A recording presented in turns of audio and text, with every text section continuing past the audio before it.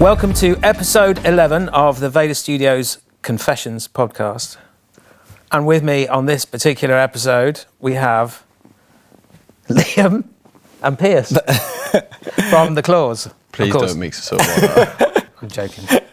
Pearce, Liam. Hello. Nice to have you on the podcast. Yeah, buzzing to be on here. And so we finally made a record together. We have. Only took us, 6 years? Yeah. Yeah. When did we start? When was our first session was March of 2019. And that was In My Element, wasn't it? Yeah. So we've done it through like one pandemic. Do you know what I mean? A few Christmases and that. Yeah, the world has changed a lot since we first came here, hasn't it? When you think about it. Crazy. Mm.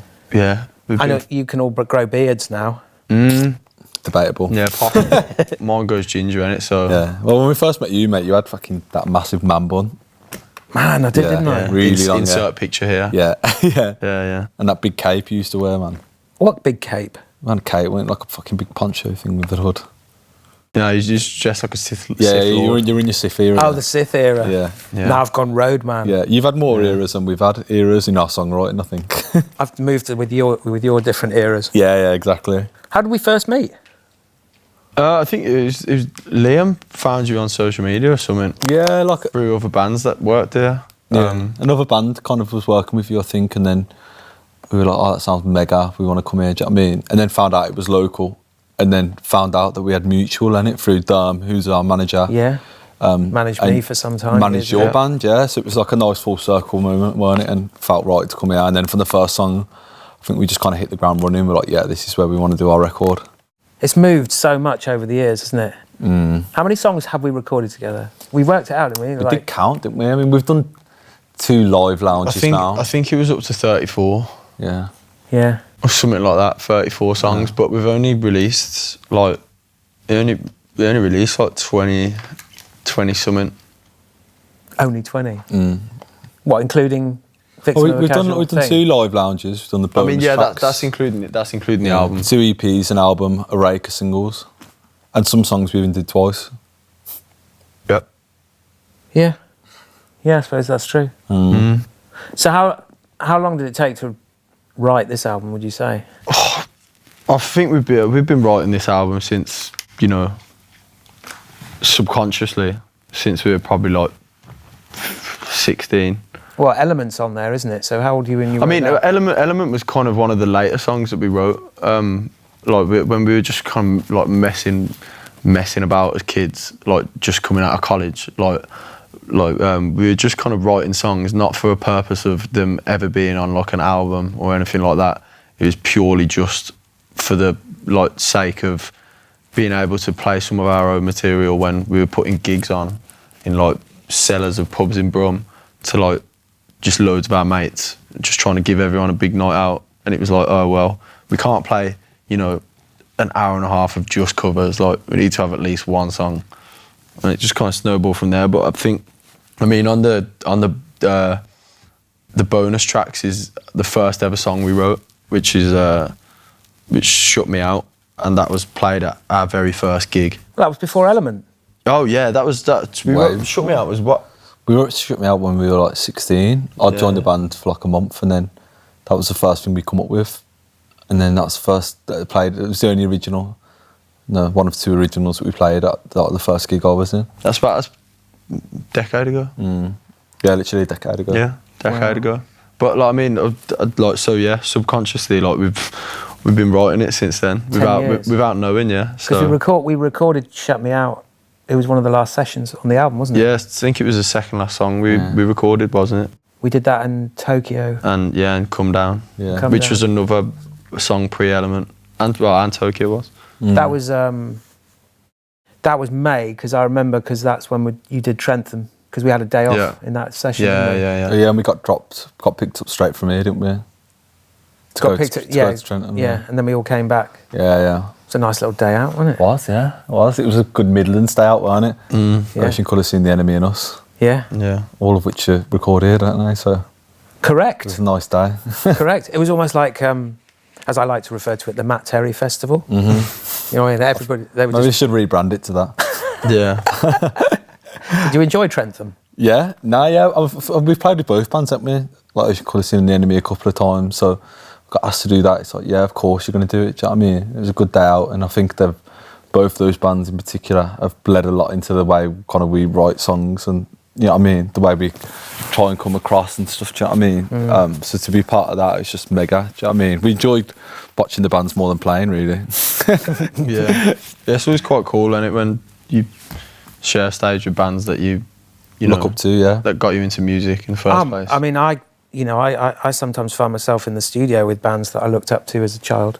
I've worked with some of my childhood heroes. Yeah, you're on about it earlier, weren't you? Like Miles Hunt and stuff. Yeah, you know, and it's a really special thing. And so I get it. I totally get it. I mean, when you look, like, it's weird, isn't it? Because when you listen back to like the album and stuff, like, I mean, for us, like, but I mean, I can only say, like, personally, like, listening to the songs, like, you can hear where the influence was coming, like writing. I don't know if you can as well, like, you know, from like little bits of like music that kind of shaped you as like a person, and you can hear it seeping into like the tunes that we've released and that. So makes me laugh. Like, there's always like before we release a song or write a song or come in here to do it, there's always been like a pivotal moment, like just before when we were writing it, where you can see that we've like not nicked it. Do you know what I mean? Been heavily inspired by it.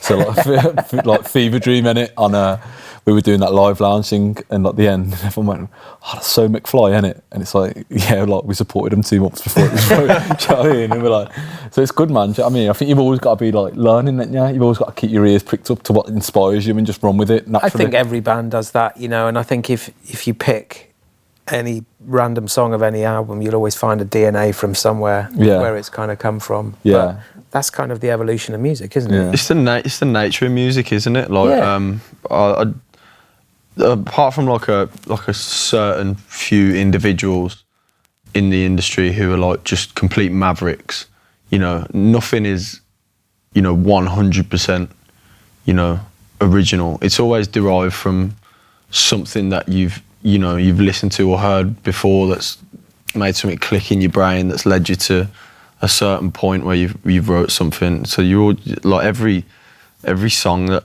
people write is kind of a product of what they've heard and listened to. And I always think whatever music that you love from the age of about 11 to 16, that leaves an imprint on you. And if you're a musician or you're a producer or anybody in the creative aspect of this music industry, that leaves an imprint on you, and that part of your life will always influence all of your musical decisions throughout that. And I've spoken to a couple of other people, and they totally get it. Yeah, because there's things that there'll be decisions that sometimes I'll make in the studio, and then I'll smile to myself because it's like I know what record I'm thinking of, and it's like when I was 15 or when I was 16 or whatever, and I was listening to that. It's funny you say that, actually. Like, going back to the question, like, of how long we've been writing the album for. Because, you know, when we started, it was quite informal. Like, we didn't kind of think we'd go this far, really.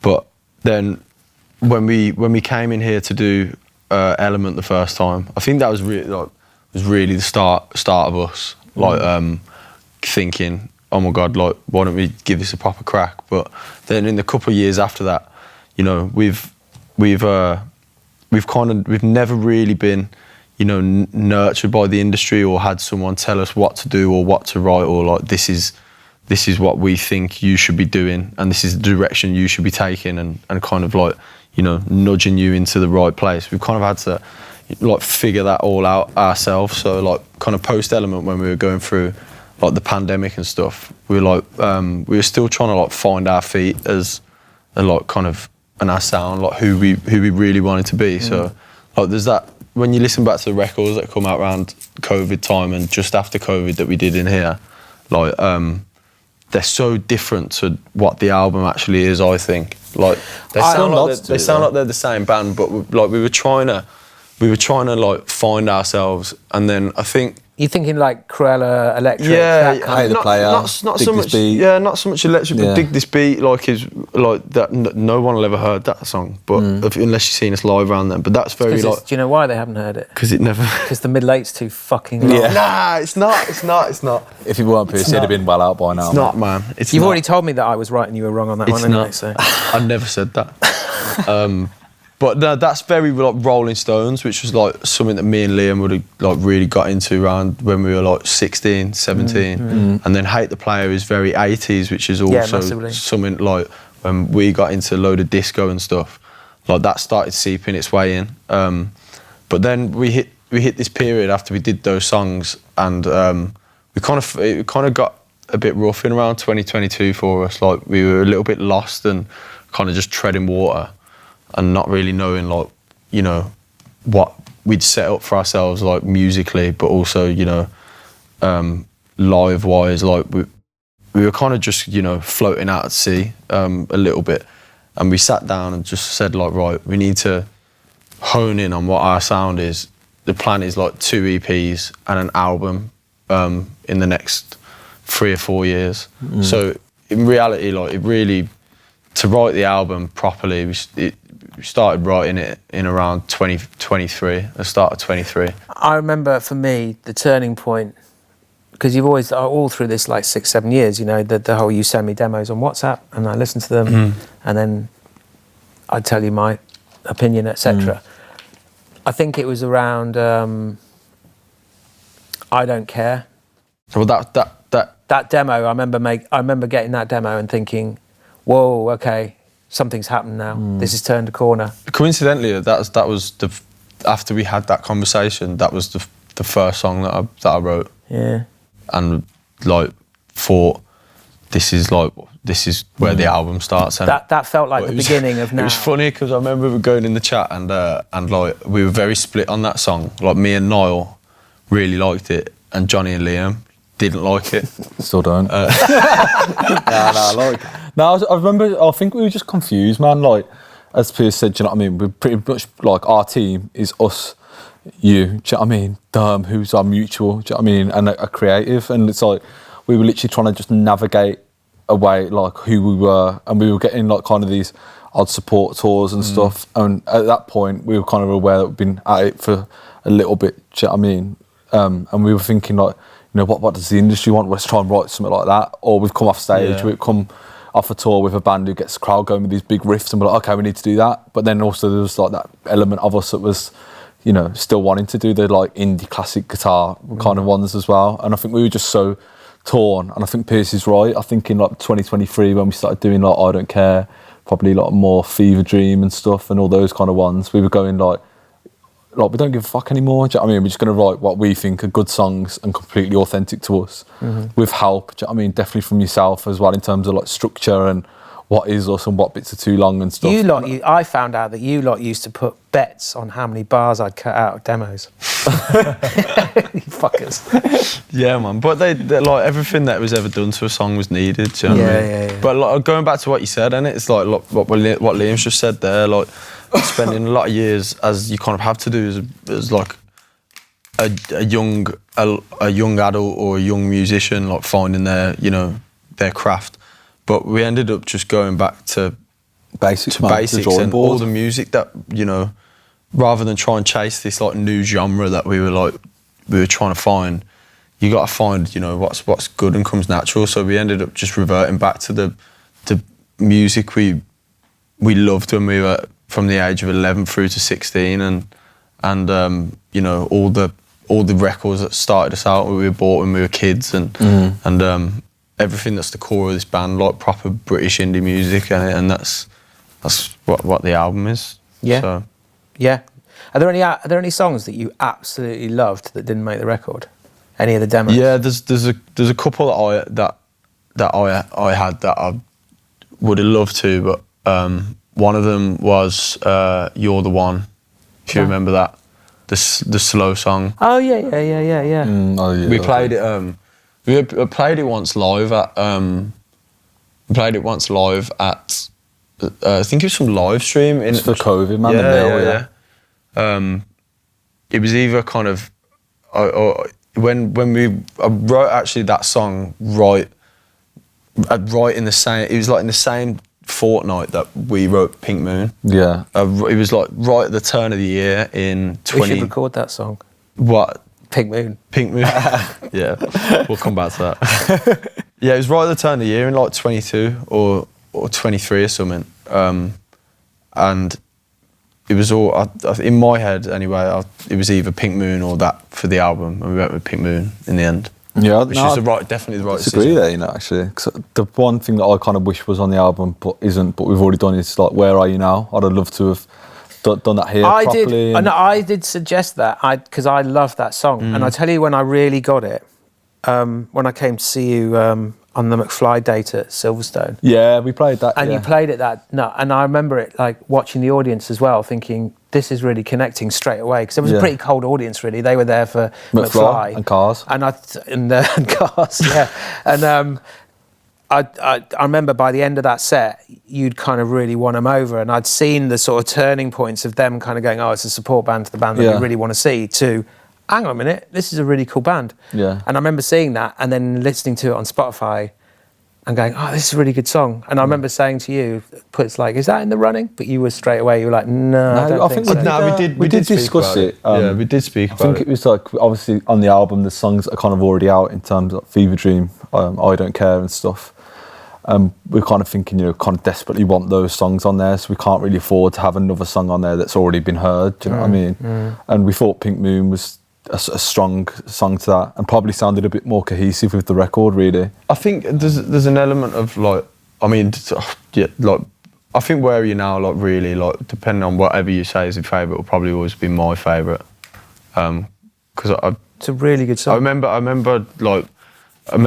think I wrote that in my bedroom when I was like 16 or something, and I remember thinking like, oh, that's the first proper song I've ever wrote. So, you know, like, it's like your first love, or your first time you kiss. You always remember it. Do you know what I mean? Yeah. So, I feel like it'll always like. I felt like it didn't need to be on the album to mark how important it is to us. Do you know what I mean? We'll always still play it live, and we'll been always. recorded. And do you know? There's that thing where, like, you know, if you re-record something that's done, it never quite. Even you could record something that's, you know, quality-wise way better, but it'll never be the original. It's like when. I'm trying to think of an analogy. It's like when like Lucozade, you know, changed their recipe. It's just not the same. You know? Well, we re-recorded In My Element. For different reasons, though. Yeah. But it's like, I think more in that, it's just like kind of the magic of how like youthful and naive probably the recording of that was, do you know what I mean? And how babyish we sounded, and you can see how we tried to arrange it and stuff, do you know what I mean? And I think some things are just kind of left as like a moment in time, and that's where the magic is just found in the grooves of that. Do you know what I mean? Yeah, no, I'd love to come back to it at some point, but yeah, you are right. Like we re-recorded Element, but that was just to Taylor Swift Universal, weren't it? Really? It's because you don't own it no more. Yeah, so you know what I mean. Some things have got to be done, and So if you love the Claws, don't listen to the old version anymore. Yeah, exactly. And if you do, we'll find out. It's with that, it's, you know, when we were listening. Do you remember when we were coming in to redo it here for the album? Yeah. Because another part of it was we wanted it on the record because it's a song that made us really, but it needed to sound cohesive with the record, didn't it? Yeah. And when we were listening back, do you remember we were listening back to the stems, and it was like, what the fuck are we doing there? Like, sounds like we're all playing through Line 6 Spiders. None of our balls had dropped. Do you know what I mean? It was crazy, but it's good to have that on the record. It sounds mega. It does. I was nervous about re-recording it. Because, as you say, like the first version, it captures something, you know. But I'm really happy with the version that we got on the second one. Oh yeah. Absolutely, it's good that both can exist. Do you know what I mean? Exactly. Yeah. So, what was your favourite moment of making this album? Favourite moment.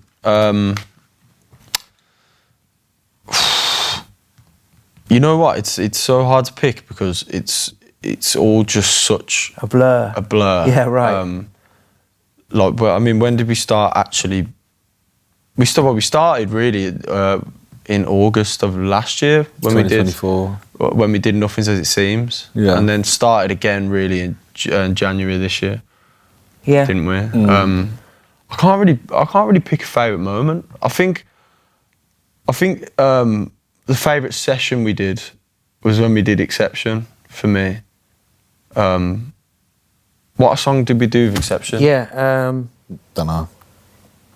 Was it Call It What You Want? No, we did Don't Blink with Exception the first time, but that was the hardest write. Yeah, for the album. Don't Blink, and you sent us in here to figure it out as a band. Oh, yeah. We weren't even done. Like, yeah, because it was a bit all over the place, wasn't it? Yeah, like that. So there was. I think that's, you know what, that is my favourite moment because, like, I mean, I that song had me in like dire straits. I was like, because we knew when we started writing that, like Liam came to me with the riff, like the main riff of the verse and the outro. And as soon as he played it, like I was in on the piano and we were playing it together and I was coming up with this line and we both just said to each other like, oh, that's the album closer right there. So we knew from when we did that you almost put pressure on it though, like straight away. Yeah, do you know what I mean? Because we come up with the original idea and we were like, yeah, I thought that's the album closer. It's like, yeah, perfect. And then it's like, and then we got to finish it now. Yeah, we actually got to do something with it. Like, I kind of did the stupid thing of leaving that to last, because there was all the other songs on the record, like Alicia and stuff, were just easier to write in that moment. Like I didn't really have the words for it yet, so it was like, I'll come back to that. And then the next song came, it was like, we'll come back to that. So then it got to right at the end, it was like, right, we need to finish the last tune. And like, it was like, it had me, you know, backed in a corner. So when we came in here, it was like, it was kind of like half done. The structure wasn't really there. Like it didn't really flow that well. It was a bit too... we were trying to do too much at once, do you know what I mean? It insisted on itself a little bit too much, yeah. And we came in here just as a band and it all just kind of went...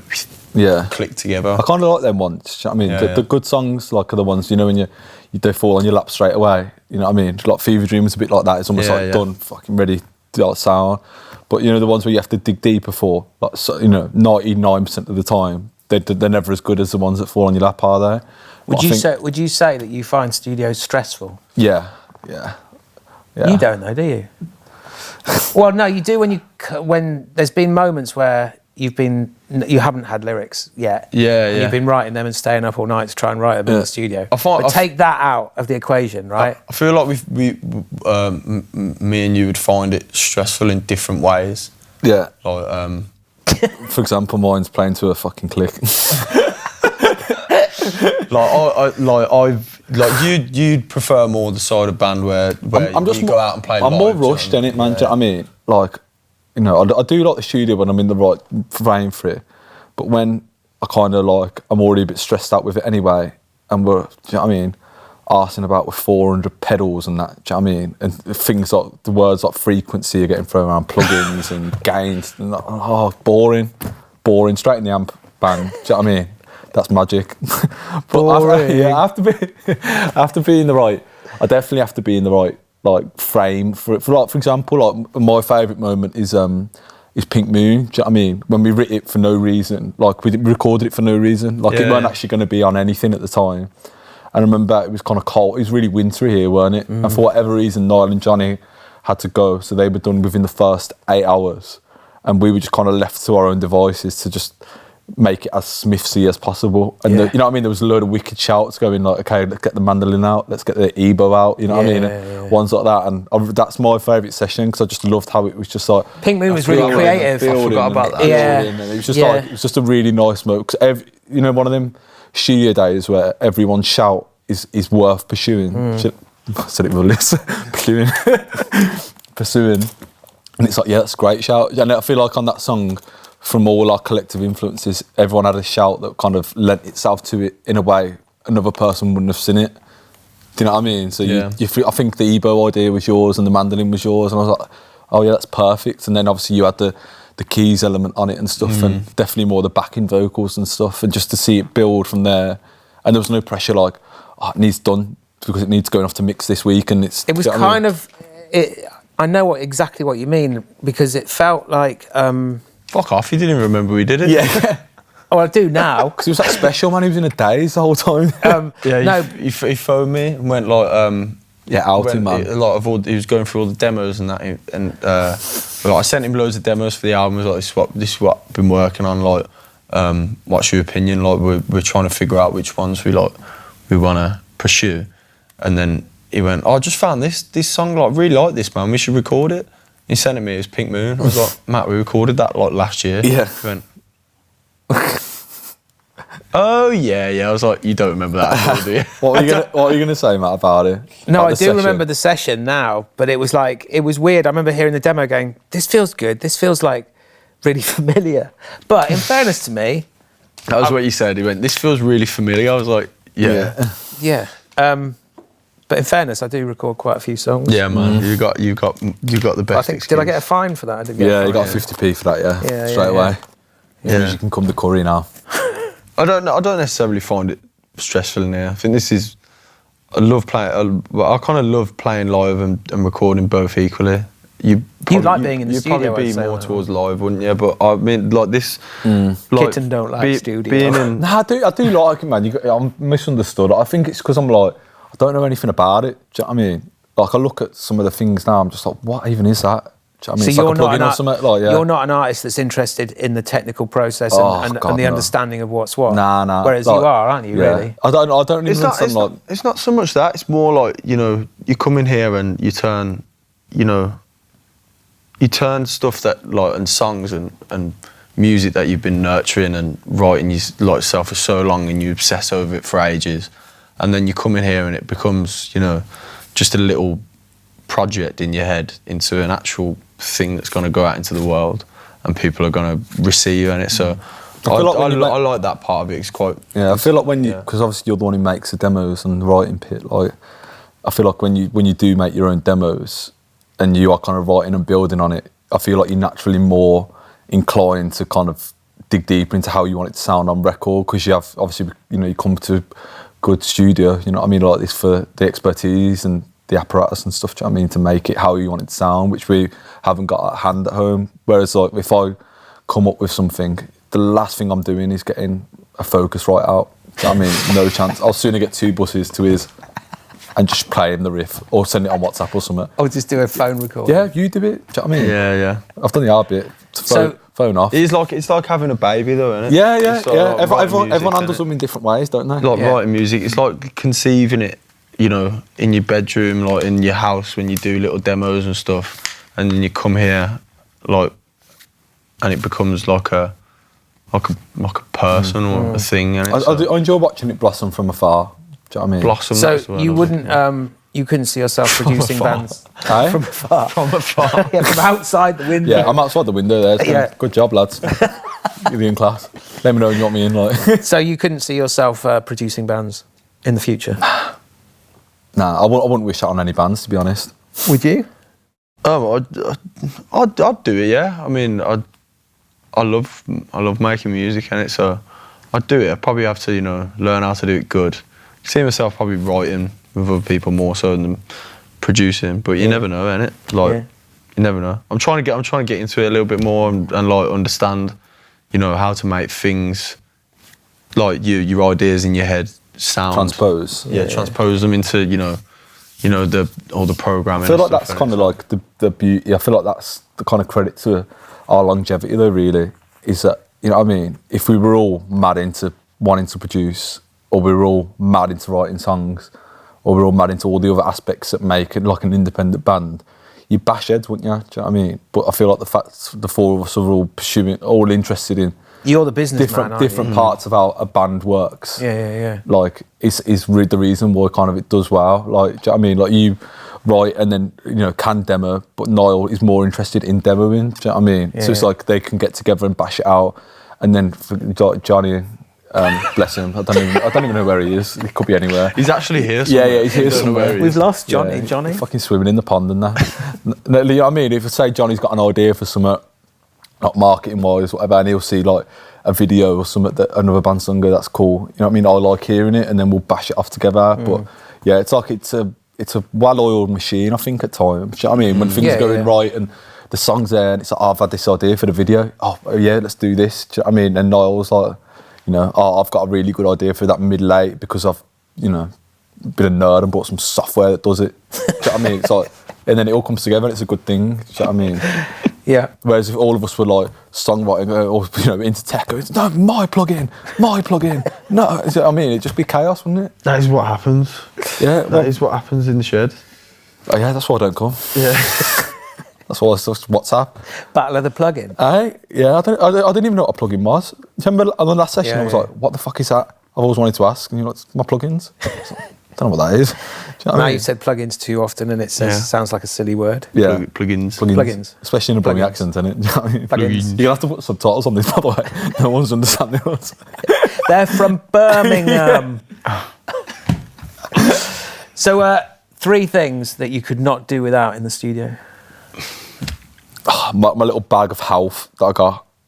Bag of health? Yeah, He's like a walking apothecary, man. My DP. Do you know what I mean? I got a little, my vitamins and that. Do you know what I mean? When I come, I like to feel like well. We always say that. You always look unwell. I know, it's the beauty of it, isn't it? We always say that, like Liam, like, or in fact all of us, are, you know, directly related to one of each of the characters of Madagascar. So Liam is. Don't you always watch that when you come here? Yeah, that's our tradition, and it's a copy of Madagascar. The VADA film. The first time we come here, we watched Madagascar, and we had a great session. So every single time now we come in, and on the last night, watch Madagascar.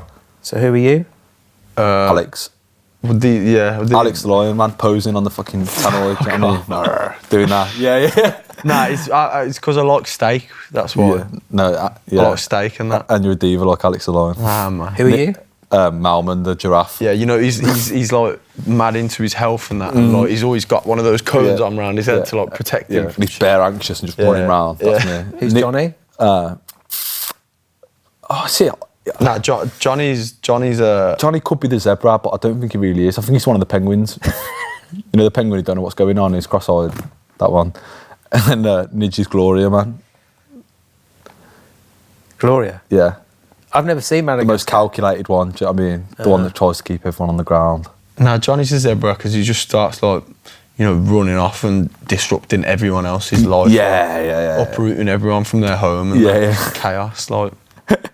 Yeah. But he's not as ambitious as a zebra. He's only downfall.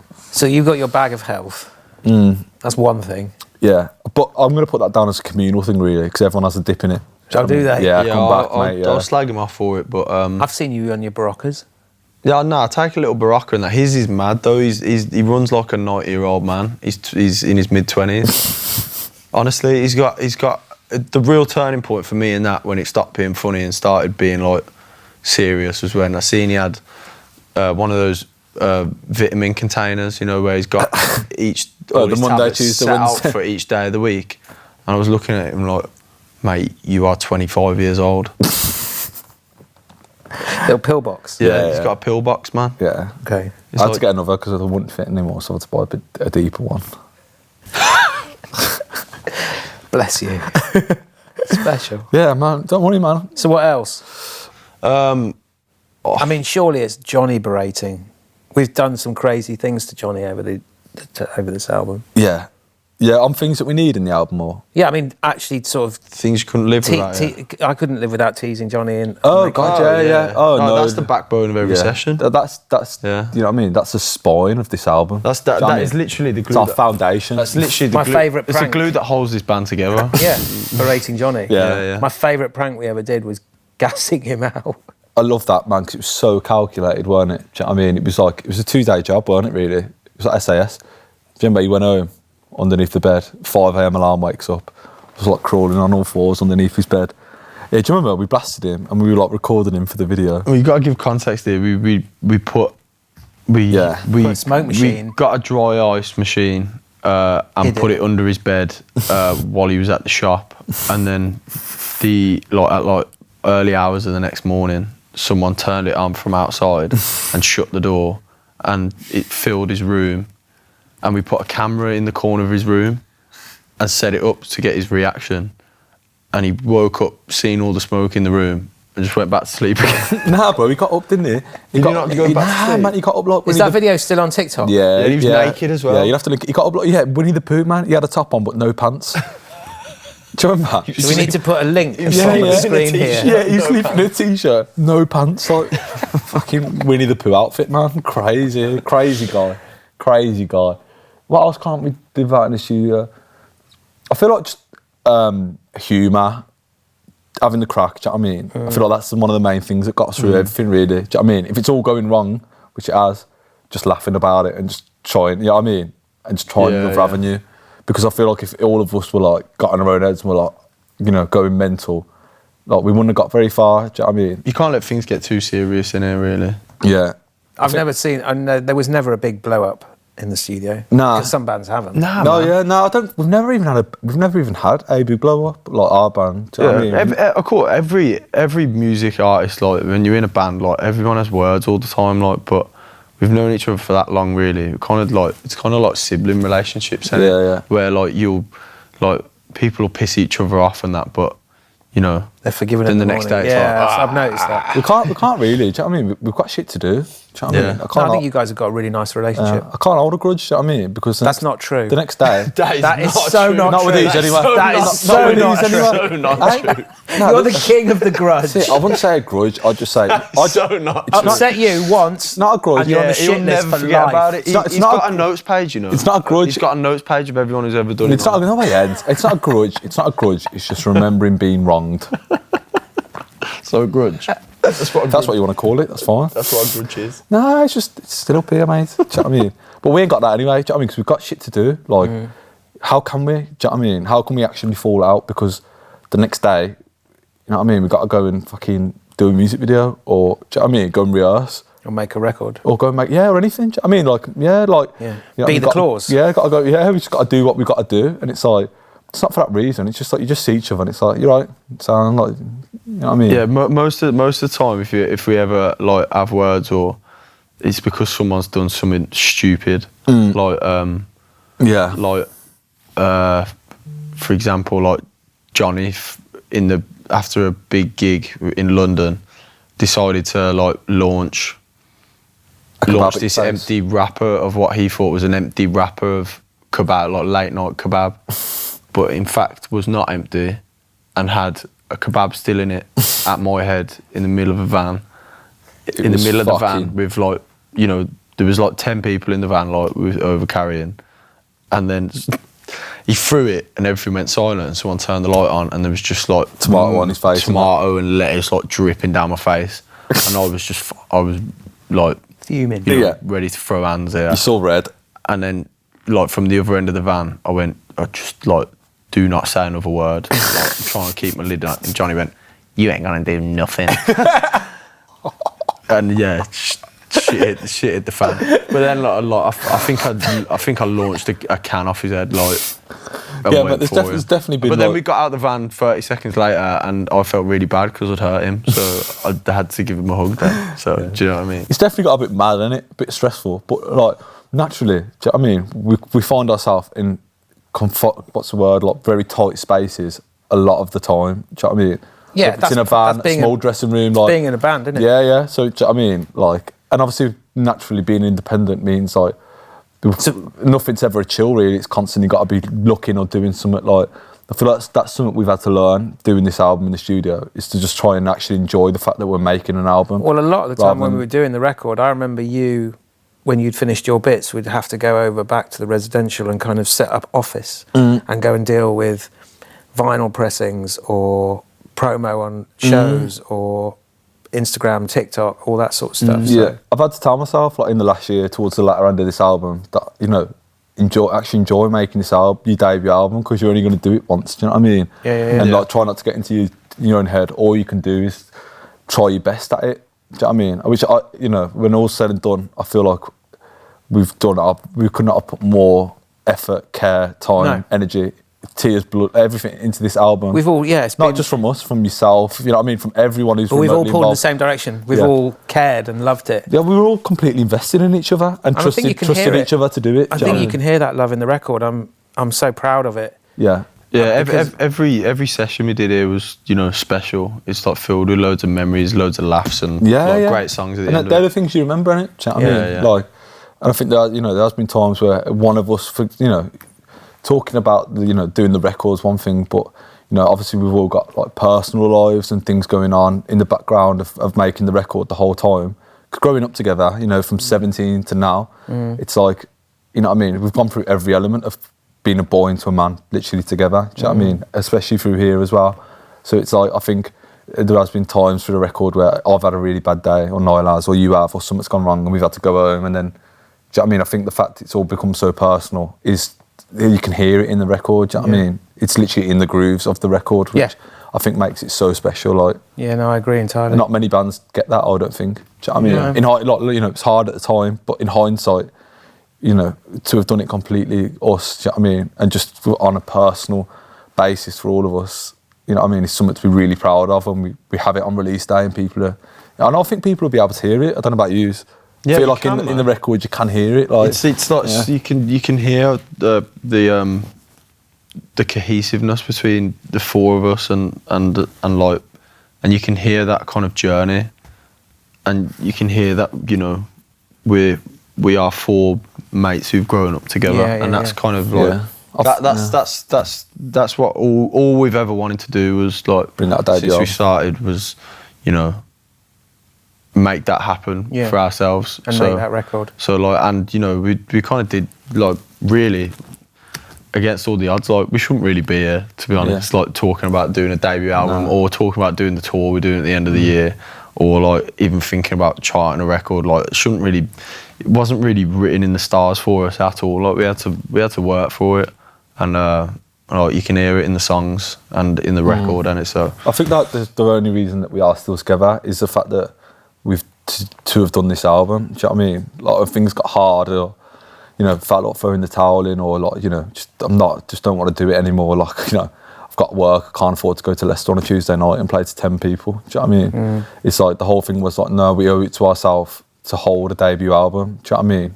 I feel like every musician ever, like the amount of great bands. It's the holy grail. Like the amount of great bands we've played with, you know, over the years, and like amazing, and you got, oh, they're mega, and they're just not here anymore. And it's like, they never got to bring out an album. Do you know what I mean? And it's like, I never wanted that to be the case. I always want, even if 10 people listen to it, you know, we owed it to ourselves to hold a vinyl. I think a few more people than 10 will listen to this record. You'd hope so, but I know what you mean. So, but at times it felt like even if there was 4 in this room. Yeah.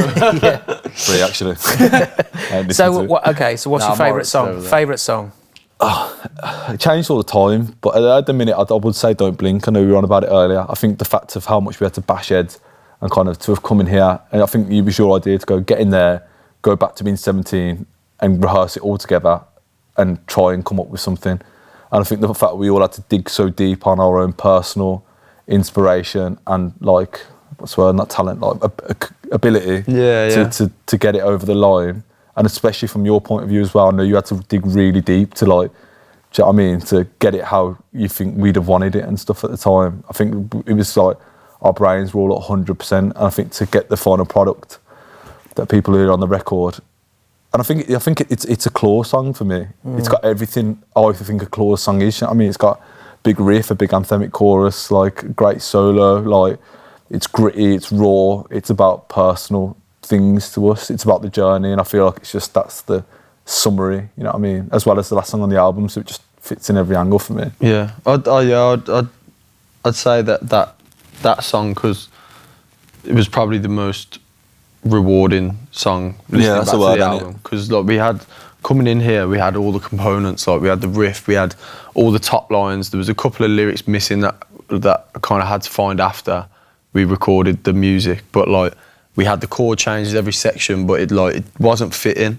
in, like, and couldn't do it in my shed, so it was like, let's all just get in this room, innit? And because when we got in here and it was all come together, that was probably the most rewarding moment. So I'd say that is one of my favourites. I do like Exception as well. Exception and Tell Me What You Want are my two faves. I think collectively, Tell Me What You Want is probably everyone's like favourite.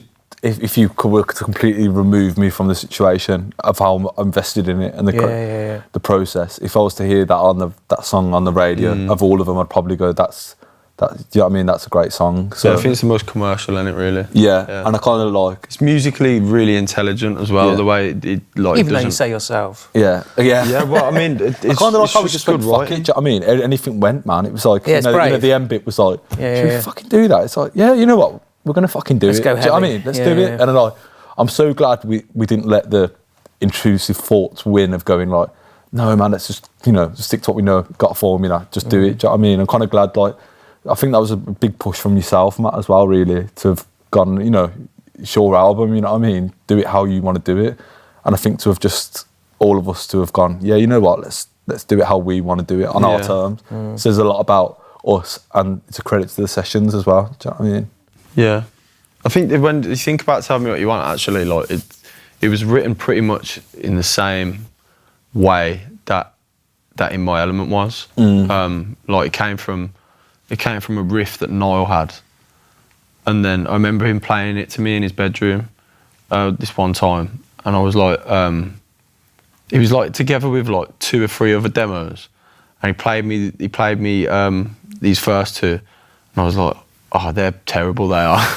and then he was like, oh, hang on, I got this one more, and then he played me it, and I was like, bro, this is really good. Like I was like, I'm gonna take this, I'm gonna write some lyrics for it, and it all kind of went like that. And then we came in, and there was bits and bobs that weren't quite fitting with it. We had all the instrumental that, all the pieces of the instrumental that had come from Niall's stuff, and then the lyrics that had came from me. And then we got in, and it was like, do we keep that end bit? And we were having that conversation together. It's like, yeah, you know what? We may as well. And then Johnny came up with his big riff at the end,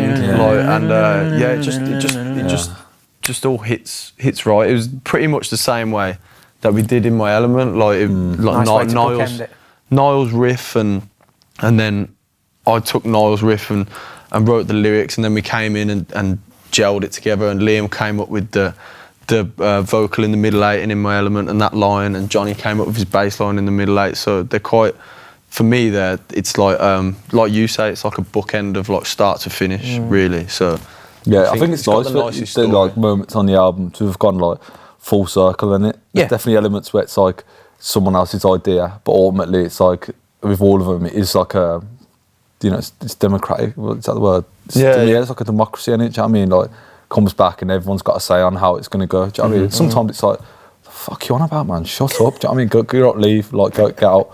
And then, like, you know what I mean? There's times where it really works. You know what I mean? And I feel like the fact we constantly have managed to retain that group thing of like, you know, everyone voice what you want to say about this song, and we'll work on it. Do you know what I mean? Is the reason why it's got all our personality and influence and ability on it. It's a four-way thing. Yeah. Well, it's been a brilliant album to make, and I've really enjoyed it. Yeah, I'm glad we got there, man. Thank you for putting up with us for 6 years. It's been an absolute pleasure. Yeah. It's been one hell of a ride. And thank you very much for coming on the podcast. You're very welcome. I'm dying for a wee, so. Well, you go and have your wee. Are we done? We're done. Beautiful.